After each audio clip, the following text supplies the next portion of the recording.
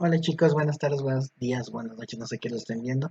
Este es el último tema que vamos a ver y vamos a revisar de los lóbulos parietales y siguiendo la misma dinámica que hicimos con la unidad pasada, vamos a tratar de hacer un repaso y un panorama muy generalizado de los lóbulos parietales. Igual que la vez pasada, hice un mapa conceptual, nada más que ahorita solamente lo trabajé yo. La idea es que, bueno, conforme vaya explicando, ustedes vayan tratando de ir integrando todo lo que ya tienen, lo que estuve explicando yo en presencial, lo que estuve explicando yo en los streaming, lo que ustedes expusieron en sus casos y a tratar de tener una panorámica muy generalizada acerca de cada uno de estos casos. Entonces, pues comenzamos. Muy bien, voy a poner este en modo de lectura. Y muy bien, fíjense, aquí tenemos este mapa conceptual que habla acerca de los lóbulos parietales. De manera general tiene tres grandes divisiones. Ya sabemos que es el de eh, anatomía, fisiología y patología. Y pues como en las clases vamos a empezar a revisar el de anatomía. Vamos a hacer un zoom para acá. La anatomía ya sabemos que se puede subdividir a su vez en vías somatosensoriales, corteza parietal y vías corticales. Recordemos nada más que las vías somatosensoriales tienen una organización de tipo serial jerárquica. eh, y entonces, bueno, pues aquí parecería como que no, pero sigue siendo jerárquico y sigue siendo serial. No hace tantas conexiones de tipo paralelo. Vamos a checar, por ejemplo, aquí, todo empieza siempre en piel, en articulaciones, en músculo esquelético y en músculo liso, órganos internos. Acuérdense que cada uno representa una aferencia sensitiva muy específico, ya sea, por ejemplo, en los órganos internos, la senestesia, en las articulaciones y el músculo esquelético, la sinestesia, y en la piel, las aferencias de tipo táctiles.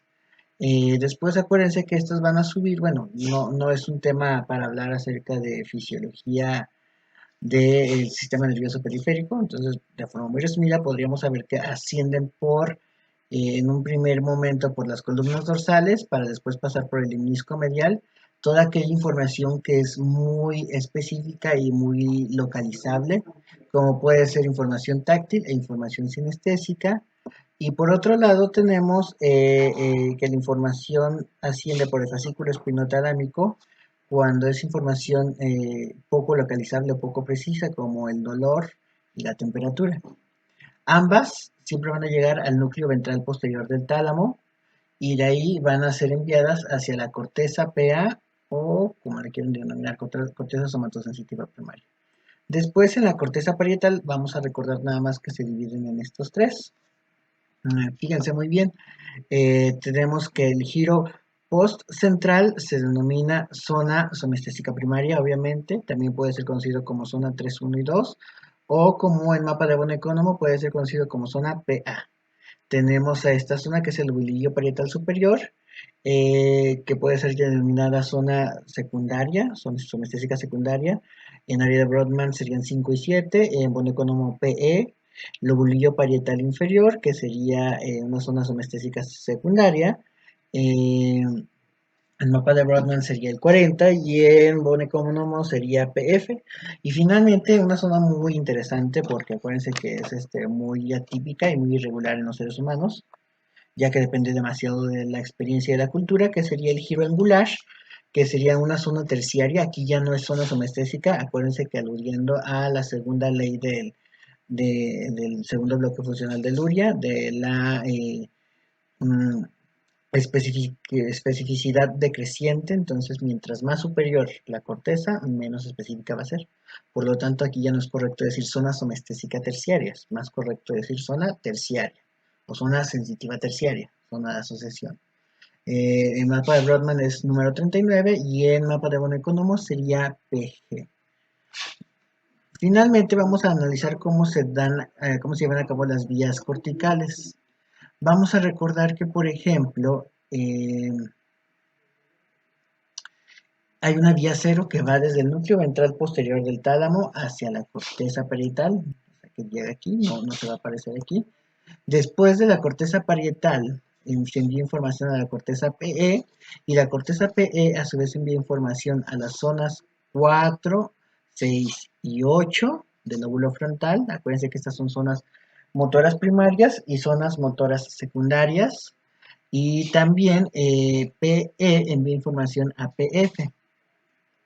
Y luego, para un segundo momento, que la información que llegó a la corteza 4, 6 y 8, que son motoras, sea regresada nuevamente a la corteza PF. Entonces, fíjense, PF recibe aferencias de dos tipos. Aquí hay una vía que no está clara o que podríamos inferir, que sería una vía 1.5, por así decirse, o una vía intermedia, que sería que PF recibe información. Ah, no, perdón, aquí está. PF recibe información tanto de zonas motoras como de corteza PE, como de corteza PG, pero en la parte visual. Finalmente, hay una parte que es la vía polimodal, donde pues, la corteza PG, que es de asociación, o sea, un TPO, recibe información de un montón de tipos de aferencias, por ejemplo, aferencias visuales, aferencias somestésicas, tanto específicas como inespecíficas, aferencias propioceptivas, corteza auditiva, o sea, aferencias auditivas, aferencias vestibulares para el equilibrio, y recibo información de la corteza oculomotora, o sea, también información acerca de cómo desplazo y muevo mi cabeza, la recibe esta corteza. Corteza del cíngulo, que se refiere a que también puede recibir información de tipo emocional o motivacional. Y al final de cuentas, la corteza PG lo que va a hacer es redistribuirlo en dos grandes vías muy importantes. Se va a enviar por un lado hacia la corteza prefrontal dorsolateral y por otro lado al sistema límbico. Acuérdense, aquí va a ser para tomar una decisión respecto a lo que estoy integrando totalmente. De aquí, vamos a ver que de aquí se envía para acá. Y por otro lado va a llegar al sistema límbico para determinar no qué es lo que voy a hacer, sino qué me hace sentir esto. Ok, después de eso pasamos a la fisiología. La fisiología, recuerden que la podemos estudiar a partir de los fenómenos neuropsicológicos. Y podríamos empezar con el primero, que es la sensación somática. Acuérdense que, pues, ya lo había mencionado, recibimos tres tipos de información, o dos tipos de información, una que es específica y localizable y otra que es inespecífica y no localizable. La específica podría ser la sinestesia, la senestesia y la información táctil. La inespecífica y no localizable sería el dolor y la temperatura. En la percepción somática, el fenómeno número uno, pues es la integración de estas aferencias somatosensitivas, ya sea para la propiocepción o para las estereognosias. Acuérdense que la propiocepción es la percepción de las partes de... con esto. La propiocepción, recordemos que es la percepción de las partes propias del cuerpo y del movimiento sin la necesidad de que tenga que realizar el movimiento de esto, como la sinestesia. La asterognosia es la identificación de objetos por sus propiedades sinestésico-táctiles. El esquema corporal quedamos en que era una representación de las aferencias somáticas, pero de forma conceptual. Podríamos denominar que es la categoría, el concepto, el símbolo respecto a lo que estoy sintiendo. Es darle un orden e intersectar por la palabra o por un acto cultural y simbólico ese cuerpo. La guía visomotora o la guía visual del movimiento podríamos subdividirlo a su vez en tres fenómenos. Por un lado está la propiocepción para la acción, o sea, la percepción del cuerpo para poder realizar movimientos de tipo voluntario. Sentir o podríamos decir propiocepción para moverme, o sea, yo me muevo a partir de lo que siento sinestésicamente, somáticamente. También al mismo tiempo, la conducta espacial egocéntrica se refiere al desplazarme a partir de utilizarme a mí como un punto de referencia, al observador como un punto de referencia. La atención focalizada, por otro lado, sería la capacidad para filtrar un sobreestímulo y tiene que ver con las teorías atencionales. Recordemos que en el hemisferio derecho está muchísimo más desarrollada la atención y tenemos vectores atencionales hacia ambos hemicampos atencionales. Por otro lado, la manipulación mental de los objetos tiene que ver con dos momentos. Por un lado, una manipulación simbólica de los objetos que tiene que ver con la realización de actos simbólicos, de acciones intencionadas. Imaginarme que realizo algún acto, como por ejemplo imaginarme a mí cortando con tijeras, en el caso de aquí de mi cuarto, sería imaginándome a mí apagando y encendiendo una lámpara. Son actos meramente simbólicos que dependen totalmente de motivaciones internas. Por esto ya es un fenómeno que tiene una conexión con los lóbulos frontales. Finalmente, una de las funciones más complejas es la rotación mental de los objetos. Hacer cambios en la posición de los objetos. ¿A qué me refiero con esto? Que a tener esta capacidad o esta propiedad de poder modificar un objeto y de poder rotarlo, de poder modificar un objeto en ese momento, obviamente, y de poder rotarlo para tener otro punto de vista u otra perspectiva y saber cómo se vería ese objeto si yo lo pudiera girar. Recordemos que es muy importante que tengo que tener bien desarrolladas todo lo anterior. Mm, la espacialidad tiene que ver con el. Acuérdense que este es un fenómeno un poquitito más complejo de determinar en acciones, ya que son muchas acciones al mismo tiempo.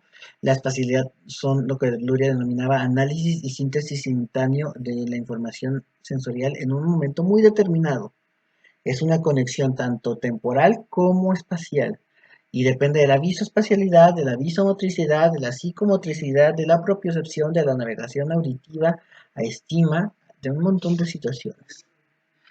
Finalmente, la cuasi espacialidad tiene que ver con la manipulación mental, pero ahora no de objetos, sino de símbolos abstractos. Podríamos estudiarla déjenle pongo en lectura. Podríamos estudiarlo en cálculo, en lenguaje y en la percepción del tiempo. En el cálculo, pues, en la manipulación de los números, la comprensión del concepto de número, que no es más que una comparación de una cosa con otra. Para poder llegar a determinar que el número 8 es más grande que el número 2, tuve que haber hecho una comparación primero en lo concreto y ahora estoy haciendo una comparación en lo simbólico. Lo mismo que también con su posición relativa, o sea, para saber que el 8 que está a la derecha del 0 y el 8 que está a la izquierda del 0 tiene un valor más o menos grande, eh, depende también de un punto de comparación meramente cuasi espacial. Por otro lado, el lenguaje, acuérdense que las relaciones genitivas, como la hermana de mi padre o la cuñada de mi esposo, tendrían que ver con situaciones meramente comparativas y de ubicación jerárquica dentro de un ambiente espacial. Los vínculos comparativos, Ana es más alta que Lupe, más baja que Juana. La percepción del tiempo, pues la manipulación del tiempo, no de forma natural o por ciclos circadianos, sino que aquí sería la manipulación o la percepción del paso del tiempo interpretado por la palabra, por la cultura. Saber que el tiempo nosotros lo estamos percibiendo como una línea recta y que hay un futuro hacia adelante y un pasado hacia atrás. Y que al mismo tiempo podemos utilizar pues, distintos tiempos verbales para hacernos referencia a ellos. Finalmente, el puntísimo más largo de todo esto es que sería la patología. La patología la podemos de manera general dividir en tres, en patología inferior, que tiene que ver con fenómenos sensoriales, patología media, que tiene que ver con unas zonas corticales muy específicas, y patologías de tipo superiores que involucran a un montón de procesos que no son desarrollados por el nacimiento, que no son desarrollados por la genética, sino que son procesos desarrollados a partir del desarrollo, perdón, que son desarrollados a partir de la interacción del niño con la cultura. Es un proceso histórico y cultural. Entonces es muy importante saber eso y diferenciar esto. En las inferiores, pues hay patologías de tipo motrices como la paresia aferente, donde yo no tengo una adecuada sinestesia y por lo tanto no puedo realizar el movimiento adecuado. Recordar el caso de la dama desencarnada, pueden ir a revisarlo. En las patologías sensitivas, la parestesia, que es algo similar a una ilusión de tipo táctil, nada más que muy relacionado a lo negativo, donde siento como un estímulo muy intenso que podría ser muy débil. Por ejemplo, el roce muy débil sobre la piel, lo estoy percibiendo como algo que es tremendamente doloroso. Puedo tener también mis umbrales somatosensitivos alterados, puedo tenerlos muy altos o muy bajos. Si los tengo muy altos, quiere decir que tengo muy alta tolerancia al dolor, quiere decir que puedo aguantar un poquitito más que la media. Si tengo mis umbrales somatosensitivos muy disminuidos, quiere decir que cualquier estímulo me puede provocar muchísimo más daño comparado con la media. Pueden ir a revisarlo. Hay unos casos que subí en la carpeta de casos, chicos. En las alucinaciones, pues ya sabemos que es la presencia de un estímulo que no está presente en la realidad, pero que es consecuencia de una actividad excesiva de las cortezas. Puede haber alucinaciones de tipo sinestésicas, anestésicas y táctiles. Y finalmente la geusia, que es la falta del sabor, que también pues, tiene que ver con la corteza parietal. En las patologías medias encontramos la asterognosia. Vamos para acá. La asterognosia es la incapacidad de reconocer objetos por sus propiedades sinestésico-táctiles, lo contrario de esterognosia. La somatografía es la incapacidad de reconocer patrones de movimiento complejos sobre la piel, como figuras, letras, números o símbolos. La baroagnosia es la incapacidad de reconocer el peso sobre las extremidades. Ok. Todas estas tienen que ver con alteración de la corteza PA y PE. E, E de Finalmente, nos vamos ahora sí con lo bueno. Las patologías superiores, acuérdense que podríamos diferenciarlas en dos grandes grupos, en anteriores y posteriores. Las patologías anteriores tienen que ver con en un primer momento con las asomatognostias, que son un montón. Recordamos el concepto de asomatognosia. El concepto de asomatognosia es la pérdida o alteración del sentido, del significado y del esquema del cuerpo. Aquí no es un trastorno de la sensación, no es un trastorno del movimiento, es un trastorno del esquema corporal. Eso es lo que se ve alterado, muchachos. El primero y el más relativamente sencillo sería la autopagnosia, que ahí lo único que se pierde es es la capacidad para reconocer partes del propio cuerpo, reconocer partes del cuerpo en otros y al mismo tiempo de poder denominar estas partes del cuerpo. La nosognosia, que es la incapacidad de tener conciencia de que tengo una enfermedad. Esto puede ser tanto en patologías asomatognósicas o patologías de otra naturaleza. Por ejemplo, una persona con esquizofrenia puede tener anosognosia. Una persona con Alzheimer puede tener anosognosia. Y esto está muy relacionado con el lóbulo parietal. ¿Por qué? Porque el cuerpo es en sí el que se enferma. La nosodiaforia, por otro lado, es una reacción emocional inadecuada o una falta de reacción emocional hacia la enfermedad. Yo estoy consciente de que tengo tal patología, estoy consciente de que tengo tal síndrome, sin embargo, no respondo adecuadamente. El masoquismo, perdón, la simbolia del dolor, aquí me iba a saltar el masoquismo, pero vamos a revisar primero la simbolia del dolor, que es una reacción inadecuada a los estímulos dolorosos. Recordemos que en el masoquismo necesitamos un poco de la simbolia del dolor, no necesariamente siempre, pero en la gran mayoría de los casos el masoquismo va acompañado de una simbolia del dolor, pero el hecho de poder tener placer solamente por un estímulo doloroso no lo convierte en masoquismo. Recuerden que lo que convierte en masoquismo es una que se circunscribe este placer erótico a un acto meramente sexual, un placer meramente erótico sexual. Y que esto puede obtenerse no solamente por estímulos dolorosos, que puede obtenerse a través de otras medidas. El trastorno dismórfico corporal, que significa la percepción errónea del esquema corporal, siempre se va a percibir de alguna forma deforme, tal cual la palabra lo dice, dismórfico. Significa que no estoy de acuerdo emocionalmente con mi esquema corporal. Y entonces yo lo voy a percibir siempre como deforme, como totalmente distante de lo que yo estoy percibiendo, y ya que hay contraste objetivo con que lo podría tener otra persona. Que, por ejemplo, que digan, no, pues tú tienes unos dientes normales, pero yo los estoy percibiendo como unos dientes tremendamente feos, tremendamente grandes, tremendamente chuecos. Nos pasamos ahora sí con unos un poquitito más extraños. La, Aquí me faltaría, no, perdón. Tenemos el síndrome del miembro extraño, que es un trastorno de la voluntad. Es un trastorno donde yo pierdo control voluntario de una de las extremidades de mi cuerpo, generalmente ocurre en la mano izquierda, y esta pierde la capacidad de tener un movimiento de tipo voluntario y parece ser, a la ilusión de la persona, que la mano cobra voluntad sobre sí misma, muy contrario al síndrome de somatoparafrenia. Acuérdense que la somatoparafrenia es no reconocer, vamos aquí en este, somatoparafrenia sería, ahí está, perfecto, no reconocer una parte del cuerpo como propia y al mismo tiempo tener un repudio a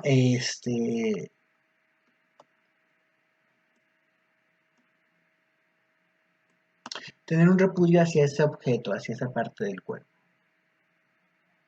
Tenemos también el síndrome de Ekbom, que es un trastorno meramente alucinatorio, que también puede convertirse en un trastorno delirante, que es la percepción de insectos, ya sea fuera de la piel o dentro de la piel, ya sea una alucinación de tipo sinestésica o una alucinación de tipo táctil, pero también va acompañado con errores de juicio, del pensamiento. Entonces, eso es el síndrome de Ekbom.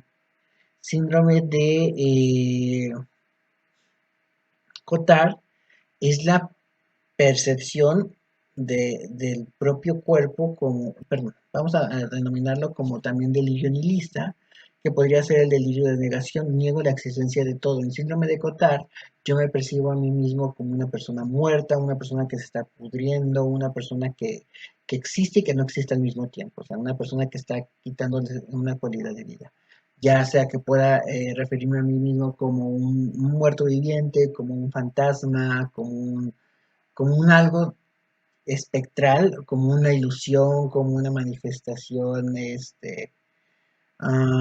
digital de mí mismo, o sea, como que alguien, yo, mi cuerpo ya no está aquí, sin embargo, una máquina me está haciendo una representación holográfica de mí mismo y por eso estoy aquí. Es una negación de la propia existencia que muchas veces puede ir acompañado con trastornos delirantes, o sea, del pensamiento, y trastornos somatosensitivos o sensoperceptuales, como las alucinaciones. Muchas veces las personas, lo más común es que digan que están muertos y que sienten como los parásitos están dentro de su cuerpo, carcomiéndoselos. ¿Cuál sería la diferencia con síndrome de ECMO? Bueno, que síndrome de ECMO está todo muy tipificado al cuerpo y no está negando la propia existencia. En Cotard sí está negando la propia existencia y al mismo tiempo podría generar que la persona se ponga en situaciones de riesgo, porque pues, al hecho de vivirse muerto, se vive inmortal, porque lo muerto ya no puede morir otra vez, entonces se pone en mucho riesgo. Síndrome de Capgras es una desconexión emocional con el reconocimiento de otras personas. Acuérdense que yo percibo a las personas, las reconozco, reconozco sus facciones corporales, reconozco su voz, reconozco todo, pero lo que hay es un desapego afectivo. O sea, entonces, aunque sé que esta persona luce, actúa y habla como mi mamá, yo estoy percibiendo que es un impostor, estoy percibiendo cierta extrañeza con esa persona, ¿sí? Entonces no tengo este apego emocional hacia ella. Y por otro lado, una situación muy contraria que sería el síndrome de Fregoli, donde ahora es lo contrario, hay una supraconexión emocional con nosotros. Entonces, a personas extrañas yo las puedo percibir como personas muy cercanas y puedo sentir que las identifico. La intermetamorfosis, que significaría confundir o creer que todas las personas son una misma persona. Síndrome de Alicia en el País de las Maravillas, que es cuando hay una percepción distorsionada del propio cuerpo que generalmente va acompañada de alucinaciones. Esto es muy general en episodios psicóticos, en esquizofrenias, en psicosis de tipo orgánicas, donde la persona experimenta que su cuerpo está modificándose tremendamente y que las extremidades se pueden alargar, pero al mismo tiempo hay una desrealización. ¿Qué quiere decir esto? Recuerden ustedes un poquito de psicopatología que los estímulos que están en el mundo externo los estoy percibiendo como ajenos a mi realidad o como deformes a mi realidad. Las apraxias hay de dos tipos, apraxias idiomotoras y motoras y apraxias de construcción. Unas tienen que ver con la manipulación de los objetos, ya sean las apraxias motoras o las apraxias idiomotoras que tienen que ver con la manipulación simbólica, la imitación y que tienen una dependencia más cercana a la voluntad. En este caso sería una falta de poder realizar esto. Una praxia de construcción es la incapacidad para poder realizar actos que tengan que ver con la manipulación de elementos visoespaciales.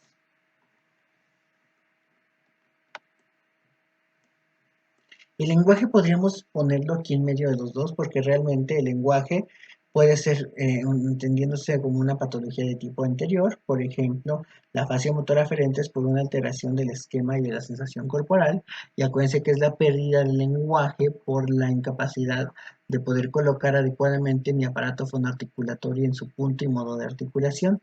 Por otro lado, la fascia semántica se relaciona más con situaciones posteriores, específicamente más con una deficiencia de las zonas TPO izquierdas, mientras que la praxia de construcción se relaciona más con TPO derechas. Ahorita vamos a analizar un poquito esto, pero ahorita nos centramos en la fascia semántica.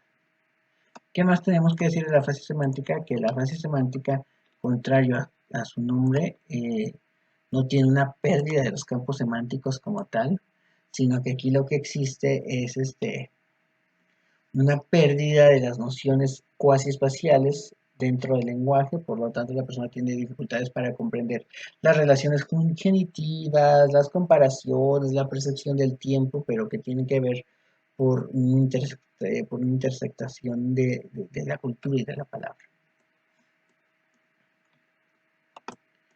Las alteraciones posteriores tienen que ver con deficiencias meramente atencionales o deficiencias meramente espaciales. Por ejemplo, acuérdense que las personas pueden tener una deficiencia de la navegación estima, o sea, una alteración del eje visual egocéntrico, una deficiencia de atención focalizada donde no pueden focalizar adecuadamente, un trastorno en negligencia contralateral, que ya lo hemos visto el pasado, el parcial pasado, y el síndrome de Dublin, que fue el más nuevo que se agregó, que se genera por una triada que tiene que ver con las deficiencias de la atención focalizada, la simultagnosia, que es la incapacidad para prestar atención a dos estímulos, y por lo tanto solamente puedo percibir uno, entonces por eso se llama simultagnosia, porque no puedo percibir dos simultáneamente, y finalmente la ataxia óptica, que tiene mucho que ver con una eficiencia de tipo parietal del área dorsal. Por otro lado, las deficiencias espaciales tienen que ver con la acalculia o descalculia, que es una deficiencia cuasi espacial, pero en los símbolos matemáticos me pierdo la capacidad de poder hacer manipulaciones simbólicas de estos elementos abstractos. Síndrome de Gershman, que va acompañado por un conjunto de síntomas que sería la autopagnosia digital, pierdo el reconocimiento de los dedos, la incapacidad para reconocer izquierda-derecha, alteraciones de calculia, o sea, una discalculia, una acalculia y alteraciones de lectura, una dislexia. También tenemos que podríamos encontrar una deficiencia del reconocimiento por la rotación mental de objetos. Si me ponen un objeto en una posición no prototípica, yo no voy a poder localizarlo porque no puedo hacer la rotación mental. Y finalmente, uno de los síndromes más complejos sería la pratoagnosia, que sería el síndrome parietal posterior o un síndrome de las zonas TPO, que se diferencia perfectamente bien de acuerdo a la tercera ley de Luria del segundo bloque funcional, que habla acerca de la lateralización progresiva. Mientras más más superior estemos en la estructura jerárquica, más lateralizadas van a estar las funciones. ¿Qué pasa? Cuando hay una alteración meramente izquierda, vamos a encontrar un trastorno en el análisis de la información. En información que tiene que ver más con cualidades lingüísticas. Y por ejemplo, podríamos encontrar una discalculia, una fascia semántica y un síndrome de Gershman al mismo tiempo. Y por otro lado, una deficiencia parietal posterior derecha tendría que ver con deficiencias en la síntesis, la capacidad de poder integrar a los objetos como un todo. Muy bien, chicos, pues con esto terminamos. Aquí les dejo la bibliografía, realmente son los textos que estuvimos revisando.